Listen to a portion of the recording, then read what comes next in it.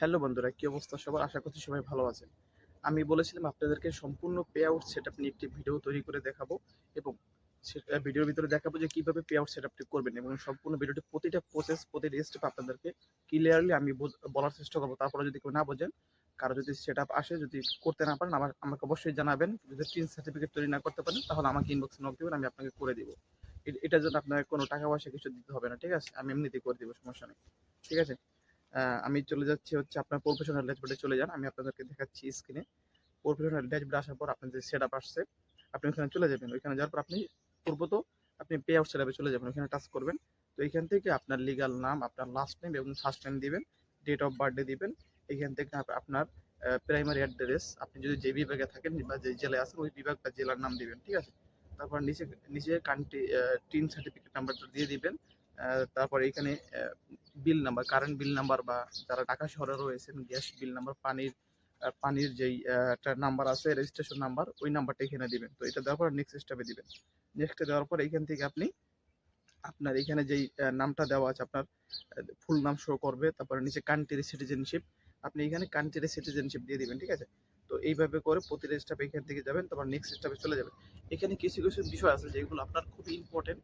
এগুলো কিন্তু আপনাকে অবশ্যই মেনে কাজ করা লাগবে। এইসব সেটিং যদি আপনি ভুল করেন সামান্যতম, তাহলে কিন্তু আপনার ইনকামের 30% 20% এগুলো যুক্তরাষ্ট্রে থাকবে, ঠিক আছে?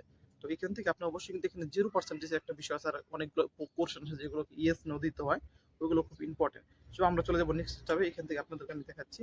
এখান থেকে আপনারা এটাকে কিন্তু অবশ্যই 0% দিতে হবে। যে দেখতে পাচ্ছেন এখানে কিছু কিছু আমি জিনিস আপনাদেরকে ডিসপ্লেতে দেখাচ্ছি, এটাকে 0% দিয়ে দিবেন, ঠিক আছে? তো এটা 0% দেওয়ার পরে এখান থেকে নিচে সিগনেচারটা আপনার মনে রাখবেন। সিগনেচারটা পূর্বে যেই আপনার ফুল নামটা থাকবে ওইখান থেকে সিগনেচারটা কপি করে আনবেন।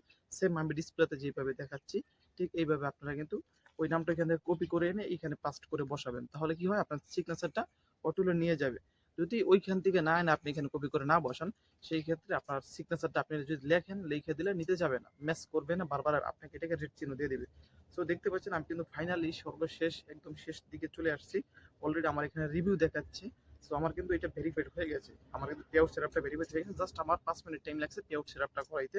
হ্যাঁ, করে দিতে তাকে। একজন মালয়েশিয়া প্রবাসী ভাইকে আজকে সেটআপ করিয়ে দিলাম। সো ডান, তা ফাইনালি তার সেটআপটা করে দিয়েছি। তো দেখতে পাচ্ছেন আসলে সেটআপ যারা করেন তারা দ্রুত করে ফেলতে পারেন। অনেকের সবাইকে দিয়ে সেটআপ করাবেন না। সেটআপ যদি সামান্য পরিমাণে ভুল হয়ে থাকে আপনার লাস্ট নেম এবং ফার্স্ট নামের মাঝামাঝি অংশতে, তাহলে কিন্তু আপনার পে আউটের সমস্যা হবে। আর দ্বিতীয়ত এখানে কিছু কোশ্চেন গুলো আছে যে কোশ্চেন গুলোর উত্তর সবাই সঠিকভাবে দেয় না।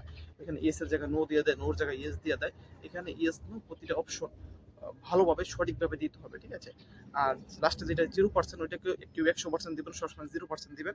আশা করি সম্পূর্ণ ভিডিওটি আপনারা দেখেছেন। ভিডিওটি যদি আপনার কোনো উপকার আসে অবশ্যই একটু লাইক কমেন্টস করে যাবেন। আর আমাকে এরকম নিত্য নতুন বিভিন্ন সেটআপ নিয়ে যদি ভিডিও তৈরি করতে আপনারা বলেন তাহলে আমি তৈরি করে দিব। আর যদি কারো পার্সোনালিটির সমস্যা থাকে, কেউ যদি সেটা করতে না পারেন, তাহলে অবশ্যই আমাকে ইনবক্সে নক দিবেন। ইনশাআল্লাহ